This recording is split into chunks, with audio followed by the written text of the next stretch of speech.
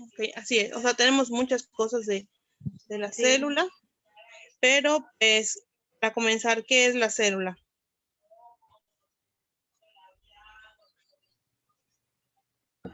Pues se podría decir que son estructuras como que básicos para nosotros. ¿Es la unidad más pequeña del cuerpo humano? No, esa es la No, está bien, está bien. ¿Está La bien? estructuralmente viva. Sí, y Ándale. precisamente entre las dos podemos armar la definición de célula. Es la unidad más pequeña del cuerpo, pero también es la que trae todas las funciones básicas para nosotros. Entonces, vean, no es la misma definición. La célula es la unidad más pequeña de los seres vivos porque va a presentar todas las características que presenta un ser vivo. Por ejemplo, está, no lo sé, la reproducción. Bueno, pues la célula se reproduce. La nutrición, la célula se nutre. La excreción, ¿qué creen? También se nutre. Entonces, cualquier proceso fisiológico que ocurra en nosotros como individuos también va a ocurrir a nivel célula. Y si nos acordamos, pues el primero en nombrar a las células fue Robert Hooke. Lo hizo a partir de su observación en el microscopio. Entonces lo que hizo Hooke fue sacar el microscopio, se puso a ver un corte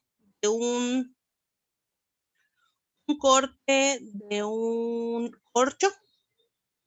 A partir del corte de corcho se encontró con unos huequitos y dijo, oh, esto es una célula. Bueno, esa es una parte de celda, le voy a poner celda. Y ya llegó el nombre de cel.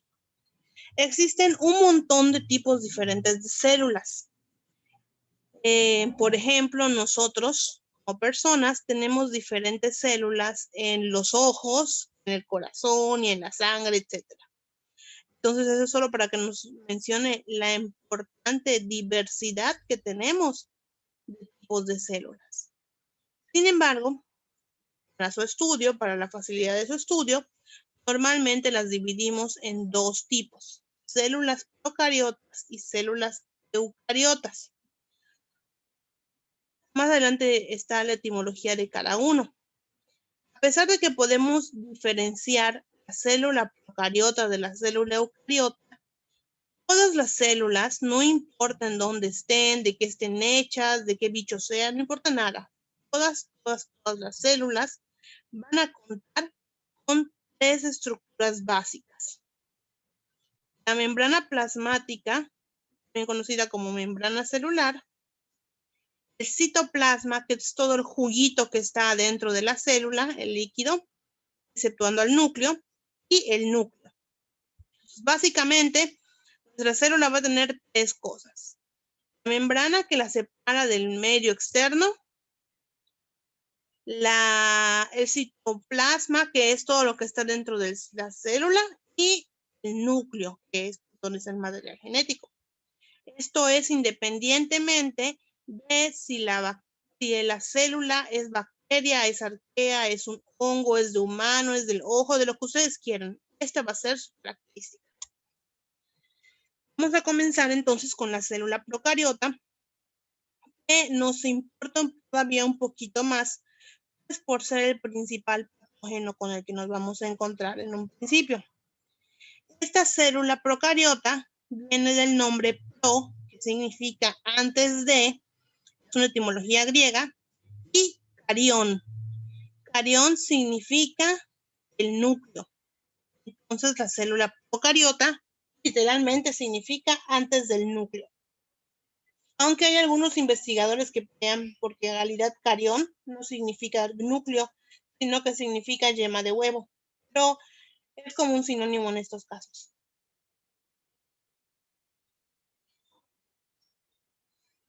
Evolutivamente, se cree que la célula procariota fue la primera célula que existió. Imagínense entonces, es la más antigua y esto ha hecho, o al menos se cree que está relacionado con su metabolismo. Que el metabolismo de las procariotas puede llegar a ser tan diferente al de nosotros, que nos sorprenderíamos. Por ejemplo, puede ser que algunas eucariotas se encarguen de producir gasolina. Y esto pues, es diferente a nosotros. Son características que cambian en el metabolismo. Están esas bacterias de la gasolina, les menciono, viven en el fondo del mar. Normalmente donde se encuentran es donde hay yacimientos petroleros. Otra característica es que son cosmopolitas, es decir, pueden andar por todos lados. No hay una sola parte del mundo en el que no se conozca, nunca haya habido una sola bacteria. Eso no, está en todos lados las bacterias. Y en cuanto al tamaño, son estas las más chicas, las procariotas. Que las eucariotas son un poquito más grandes, pero no son las que vamos a ver ahorita. ¿Qué organelos o qué partes podemos observar en la célula procariota? ¿Se acuerdan para qué sirve alguna de estas?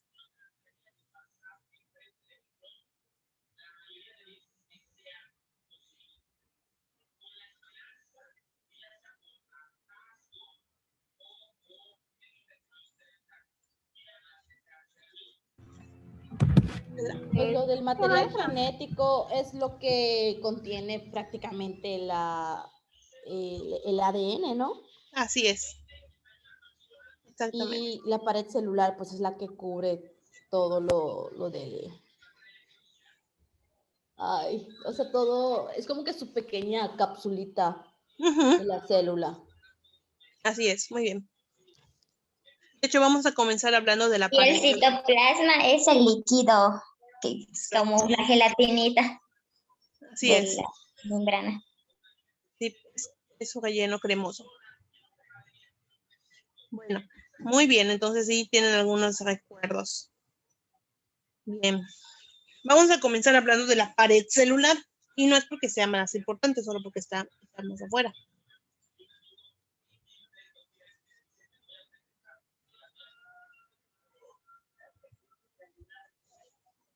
La estructura de la pared celular está formada por un polisacárido. Este polisacárido tiene dos características importantes.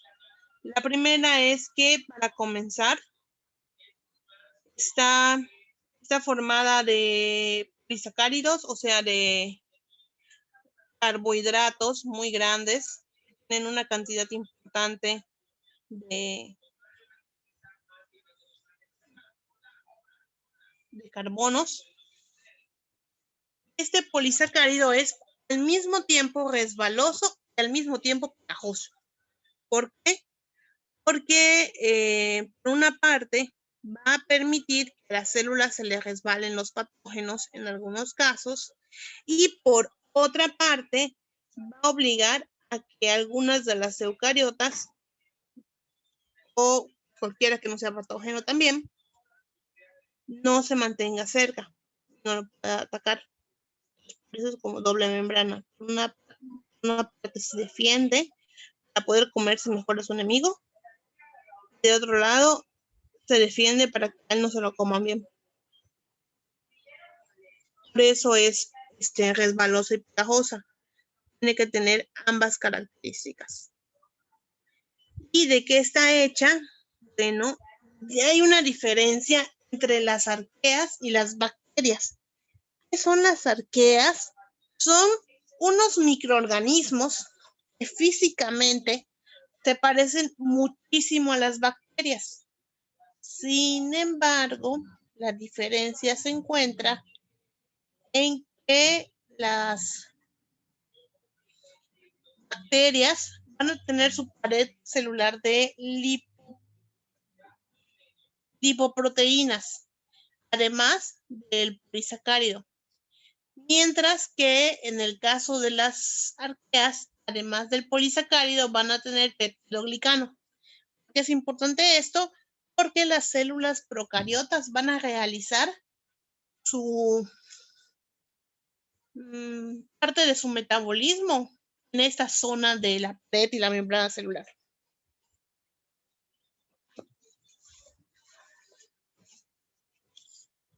Ay, no es que se me movió mi cargador. Listo. Otra diferencia interesante está entre las gram positivas y las gram negativas. Eso también es de acuerdo con la pared celular. Las gram negativas se van a caracterizar porque presentamos una membrana lipídica, o sea, una membrana normal, una membrana celular. Después tenemos una pared celular chiquita, delgada, y después llega una segunda membrana que lo envuelve. Entonces tenemos dos moléculas, digamos, o dos capas de lípidos y una de lipoproteínas. Es la diferencia. En cambio, en las gram positivas, únicamente tenemos una membrana, pero tenemos aproximadamente el doble, el triple o más. Y ya acá no tenemos para nada a la tercera capita de lípidos. Esa diferencia, las positivas es pared, membrana, y las negativas son membrana, pared, membrana. ¿Qué significa esto? Que en el momento de acabar con las bacterias a nivel antibiótico, algunas bacterias van a ser más difíciles de matar. Eso se debe a la forma que tienen su pared celular. Por eso tienen que ser muy atentos si lo que tienen es pared celular para gram positiva o pared celular para gram negativa. Esto, ¿cómo se aplica en la enfermería? Es porque es a partir de estas paredes celulares tan fácil es para poder matar a una de mis bacterias. Por ejemplo, si yo le echo un antibacteriano cualquiera, no lo sé, la clásica penicilina, a una gram negativa, existe esta posibilidad bastante importante que no se muera la bacteria, o sea, que no se rompa la pared celular. En cambio, si lo hago con una pared celular de una bacteria que sea de la familia, del grupo de las gram positivas, entonces aquí sí va a haber mayor facilidad para la rotura de su membrana celular a partir de la pared.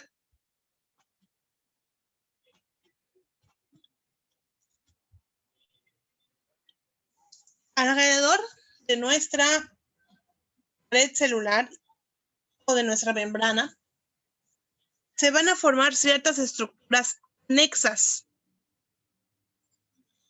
Esas estructuras anexas incluyen el flagelo y a los pili. Algo interesante es que pili, en plural, se dice pili porque son muchos, pero en singular, cuando solo es uno, se le dice pilus. El trabajo del pili es permitir que se unan las células. Es como, no sé, como cuando juegan en la víbora de la mar, todos se agarran, así más o menos.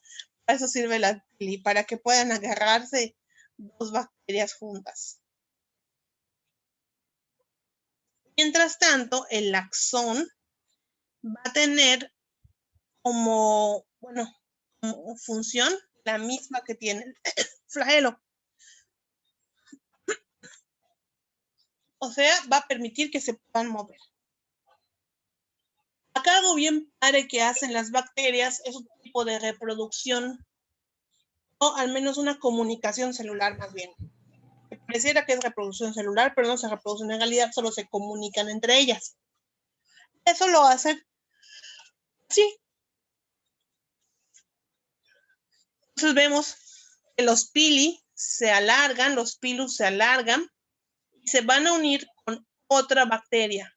Entonces se empieza a acercar, se acerca lo suficiente y se hacen intercambio genético. Aquí se ve en el microscopio. ¿Qué les parece? Está muy bonito. Parece de esos gusanos que tienen pelitos. Sí, sí es cierto, de los de calentura. Sí, parece uno de esos.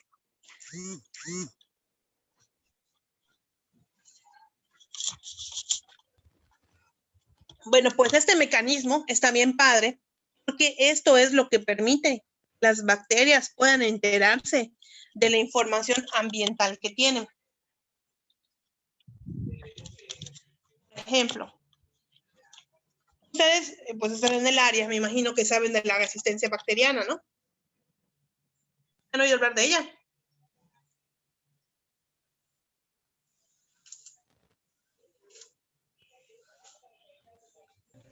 ¿Nunca han escuchado? ¿Cómo? Maestra, yo sí, pero por medio de medicamentos, la resistencia bacteriana por medicamentos. Exactamente, esa es. Bueno, pues en esta resistencia bacteriana, entre las cosas que ocurren, está esta comunicación celular. Porque dentro de la célula procariota hay una zona de ADN extracromosómico. ADN que está fuera del nucleótido. Entonces, este ADN extracromosómico que les acabo de dibujar tiene algo llamado ADN ambiental, o sea, que nos va a dar información del ambiente en el que se encuentra mi bacteria. Es decir, que si mi bacteria se encuentra en algún momento con un ambiente hostil, que tenga, por ejemplo, bueno, no lo sé, antibióticos, ese tipo de hostilidad, se encuentre la bacteria con antibióticos, pues le puede informar a otra bacteria a través de este tipo de comunicación celular. Entonces, los pili lo que hacen es la conjugación bacteriana, donde al acercarse, van a acercarse lo suficiente como para que ambas bacterias intercambien un poco de información genética ambiental. Así que si la... Perdón, es como que si ellos dos como que se unieran para poder ser más fuertes, ¿no? Juntan lo que tiene cada una para poder ser un poquito más fuerte. Viendo, ¿no? Sí, así es. Ok. Cuando le explico esto a los niños de prepa, les digo, es como que se cuenten el chisme. Entonces llega el azul y le cuenta el chisme de que hay antibiótico. Entonces cuando esta roja se acerque al ambiente, pues ya sabe que hay antibiótico y ya va preparada. Está muy genial. Son muy malvadas. ¿Queda claro?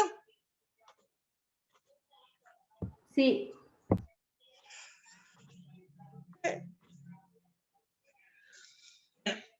Nuestro siguiente organelo es la membrana celular.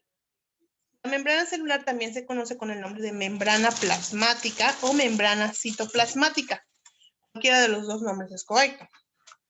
Esta membrana es una capa semipermeable, o sea, que deja que pasen algunas cosas y otras cosas no pasan. Entonces, dependiendo de dónde se encuentre, va a ser lo que se deja pasar. Ahorita les voy a mostrar el modelo del mosaico fluido. ¿Y cómo lo hace? A través de receptores y transportadores. O sea, llega un receptor y dice, oye, mira, acabo de encontrarme, no sé, este pedacito de información que nos va a servir. Ah, pues lo voy a dejar entrar. Los transportadores son como burritos de carga, donde de un lado a otro, para que puedan pasar, se pegan a una sustancia que sí pueda pasar. Vamos a ver, estoy pensando en ejemplos. Bueno, por ejemplo, la comunicación nerviosa en el sistema nervioso. Nuestra membrana celular, la neurona, está llena, tiene un hexámero de conexinas. Eso es el conexón. Entonces, el conexón va a ser el receptor. Cuando vea la información que le sirve, que es información del sistema nervioso, los electrones, los iones, lo va a dejar entrar, que tiene el receptor. Esa es la primera. En otras ocasiones, pues como no tiene el receptor que lo permita dejar entrar, lo que hacen es como que pegarse a uno que sí lo dejan entrar, como los neurotransmisores también en el sistema nervioso. Entonces, los neurotransmisores lo que hacen es permitir que se una información que de otro modo no podría pasar. Esos son los receptores y los transportadores. Los receptores aceptan lo que viene, los transportadores guardan lo que no quieren que se vea, lo dejan pasar. Se me ocurre como cuando vas a Chetumal y tienes que pasar por la frontera. No sé si lo han hecho, pero todo el mundo anda guardando en sus coches o en sus bolsas todo lo que metieron. Pues eso sería un transportador. Y esto nos lo señala normalmente con el famosísimo modelo del mosaico fluido, que se encarga de separar al ambiente de su medio externo. ¿Qué nos dice este modelo del mosaico fluido? Nos habla de que tenemos una bicapa lipídica en nuestras células. ¿Qué quiere decir eso? Bicapa significa que tiene dos capas. Ahí. Y lipídica, pues es de lípidos, también conocidos como grasas. Eso quiere decir que nuestra membrana celular va a presentar dos capas de grasas. Acá tenemos la primera capa, la parte superior, y aquí tenemos la segunda capa en la parte inferior. Entonces, por eso es una capa, tiene dos capas. Y es lipídica porque está formada por puros lípidos. Dentro de estos lípidos se encuentra, por ejemplo, el colesterol. Todo el mundo así como que, ay, no, colesterol. Bueno, pues allá está también el colesterol y no le podemos dar fuchi. Y también está formado por otro tipo de fosfolípidos, o sea, lípidos que además de ser grasitas, van a tener unidos en su estructura el grupo fosfato. Fósforo.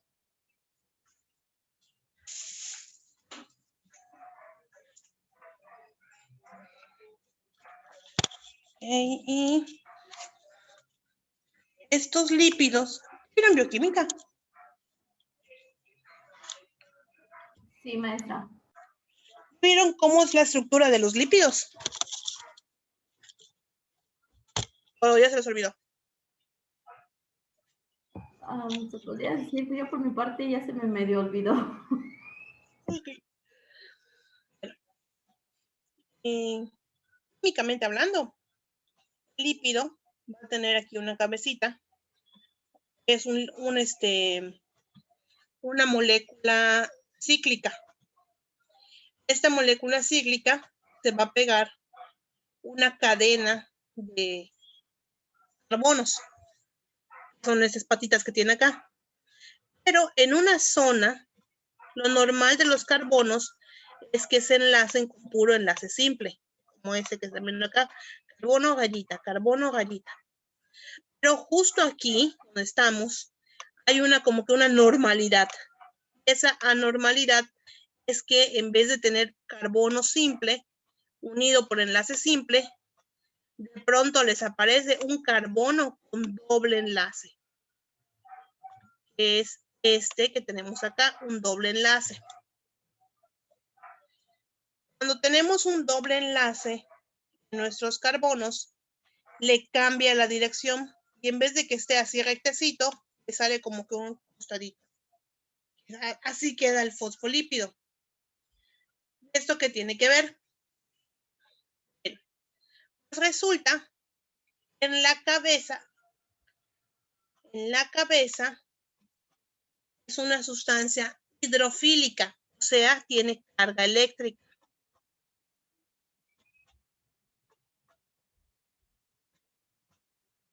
Y esta carga que va a tener trae como consecuencia que las moléculas de agua se acerquen. Pero del otro lado tiene una fórmula que es sin carga, o sea, se llama no polar.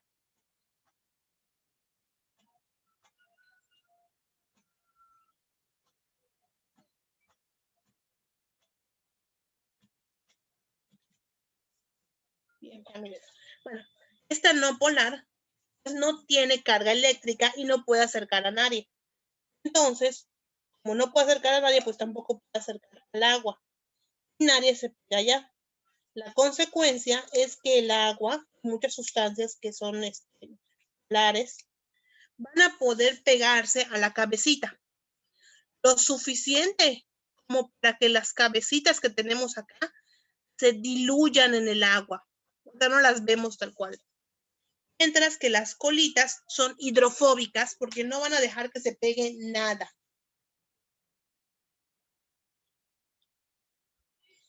Al no dejar que se pegue nada, son las colitas las que realmente se encargan de delimitar la célula con su medio externo. No sé si quedó claro. ¿Me confundí? ¿O les quedó claro?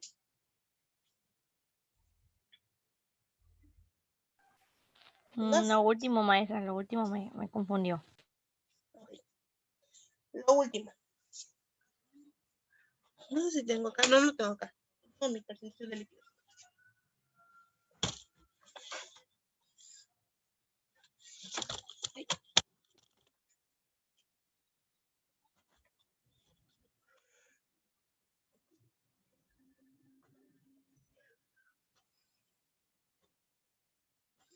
Esa chiquitita es una molécula de agua.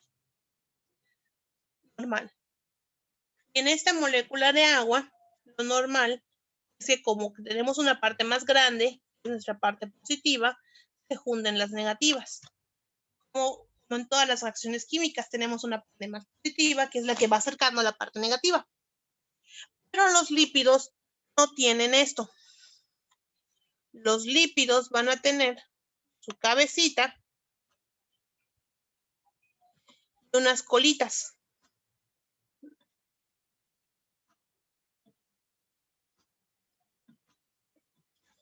Esta cabecita que tienen,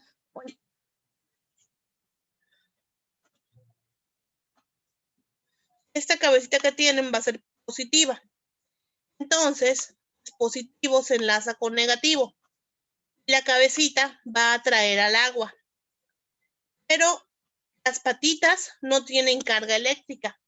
Entonces, aunque las patitas quieran seguir atrayendo al agua para que lo atraviese, no les va a funcionar porque no tienen carga y no tienen nada que pueda producir que se acerque a la molécula.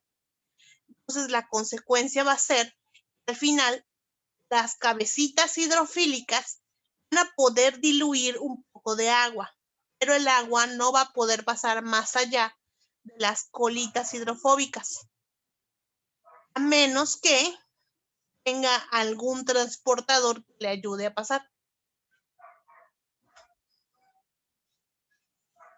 ¿Quedamos igual o ya quedó mejor? Ya quedó mejor.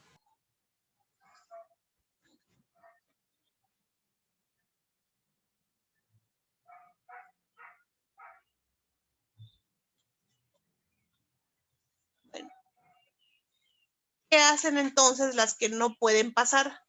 Las moléculas que no pueden pasar, pues le piden ayuda a una proteína transmembranal. ¿Cuáles son esas proteínas transmembranales? Las que van a poder permitir que pase el material genético hacia la célula.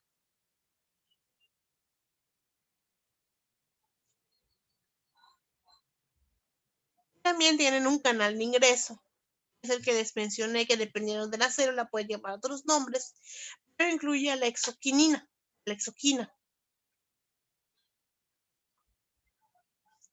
¿Duda con la membrana celular? ¿Todo claro? ¿Todo duda?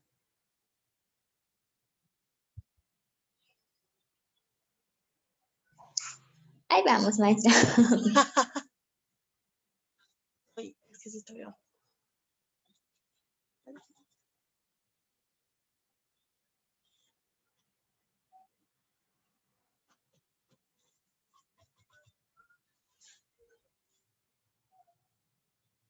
No, mi computadora.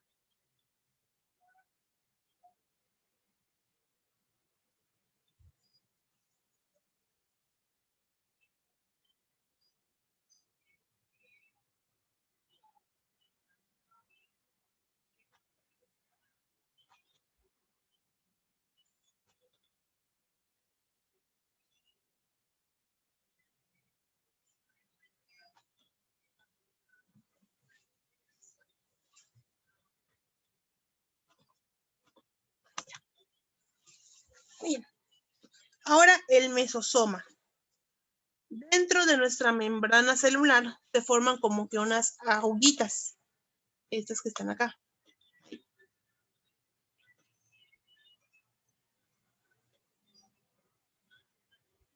Esas agujitas son el mesosoma.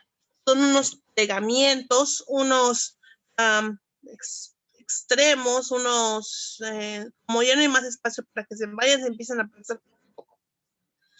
Estos están dentro de la célula a partir de la membrana celular. Es decir, que en algún momento la membrana celular como que se exageró de moléculas y ahora está como que tratando de homogenizarse. Porque en el momento en el que se exageró, pues formó unos pliegues. Así como que se está formando. No hay espacio para crecer, entonces se forman estos pliegues y sigue creciendo. Eso más o menos es el mesosoma. Entonces, este mesosoma se está formando a partir de la membrana celular cuando se estaba reproduciendo. Va a ser importante porque es allá donde ocurre el metabolismo celular bacteriano.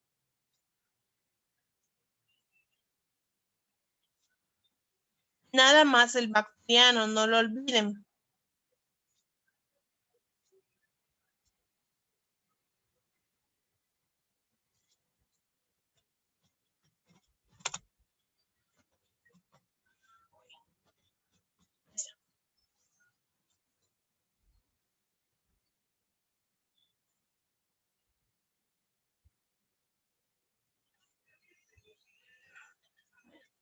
¿Qué pasa con el nucleoide?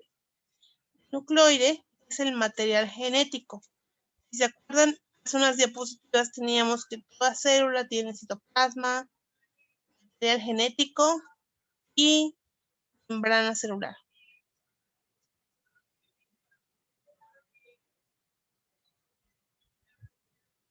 Entonces, el nucleoide es el que le hace el trabajo tanto al nucleolo como al núcleo. ¿Cómo funciona? La información del ADN se encuentra guardada en nuestro núcleo. Pero esa información del ADN, la célula no la puede entender, porque está hablando como que en otro idioma diferente. Entonces, esta célula de ADN como que se sale del grupo, emigra. Entonces, para que pueda hacer eso, necesita del nucleoide.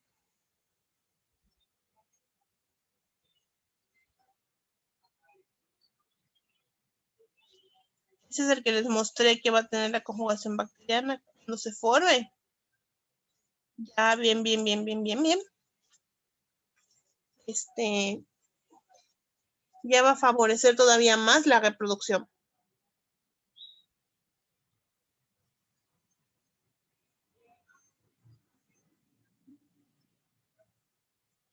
El nucleoide es súper grande, ocupa casi todo el material que hay dentro de la célula y también nos va a servir para poder hacer funcionamiento de nuestro organismo.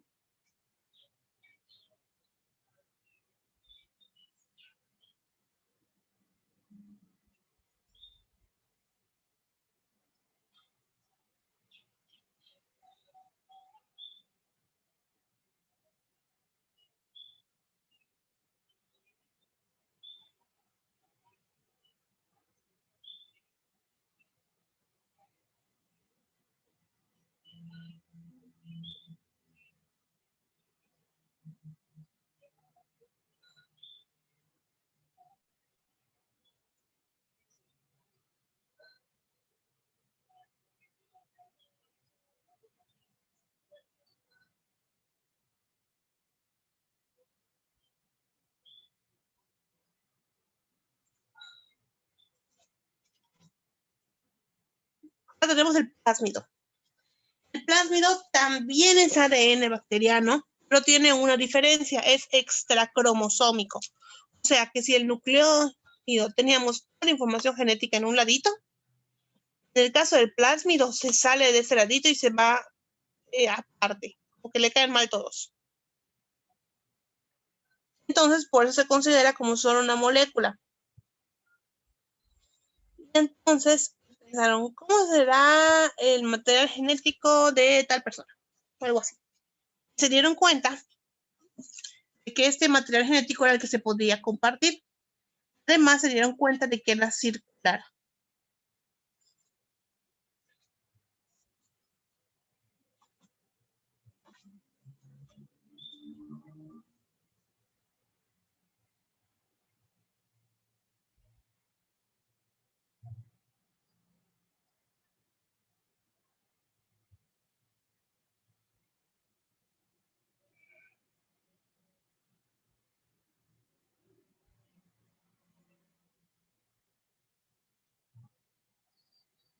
Güey, no sé si está fallando mi internet, ya no escucho.